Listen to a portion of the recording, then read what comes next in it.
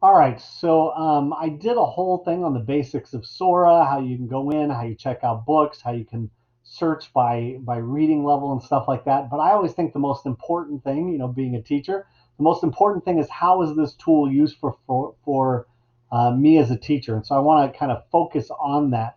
So here again, I'm on my home tab, which shows the books I have on loan, and this is the book I'm focusing on. I can also go to the shelf and see the books I have on loan. So this is the book that I'm currently working with, and I wanted to talk about how I can use it specifically as a teacher. So I've got this book, and as a teacher, maybe I assigned my kids to go in and highlight something specific. Remember, I showed you how the kids can highlight within a book. So I could come in, open the book, go in and find something and highlight it just by clicking down and dragging over a quote. And I can change the color to different colors. So it might be yellow, pink, or green.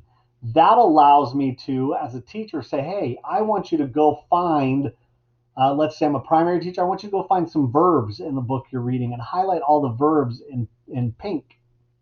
Kids can go through, read their book, find some pink verbs, tell them 5 verbs, highlight them, and then you can discuss that the next day. What 5 verbs did you find in your story? And just see if they understand what is a verb. They can find nouns, they can find adjectives, they can find adverbs simply by highlighting them within a story that they're already reading.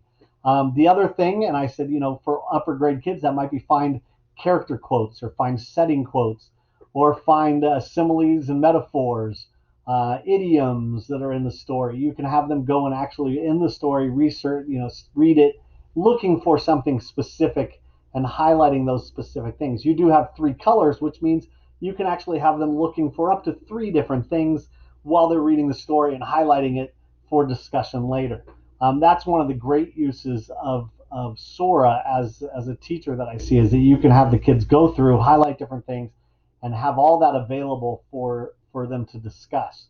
Remember, I also said they can define words simply by clicking on a word. So let's say the kid doesn't know what squints is. He can click on that, go to define, and he gets a definition for what that word is and learns about it. So you could, as a teacher, say, while you're reading, I want you to find 5 words or so that you don't know. Okay. Now I come back out here to my home tab and you'll see I have recently defined words right here. And I can click on it and pull it up and get those definitions and the words. So this is another great way to lead to some discussion inside our virtual classroom or when you get back your regular classroom, where you can have them find some words that you can have them share and talk about some of the words they didn't know, what they learned about the word. You can have them do it inside a Google Drawing where they have to draw a picture of those words and turn them into you. And so it builds their vocabulary list. And all that's done within Sora where they're highlighting. Now, this shows me the recently defined words. Down here is my recent notes and highlights. You'll see I did some pink character quotes, some green setting quotes, and that can drop down to our primary. Like I said, it could just be finding nouns and verbs or things that they're working for. I can also go inside the book and look at notes and highlights as well.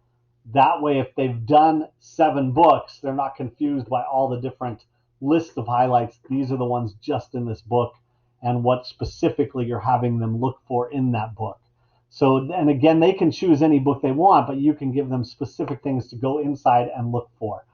So I think those are some great teaching features that are built into this program, some things you can use it for as a teacher, have the kids do, teach them how to use that program and have them do those things, opens it up for discussion or writing or different things that you're going to do as a teacher. Hopefully that helps you out with some things that you can do with Sora.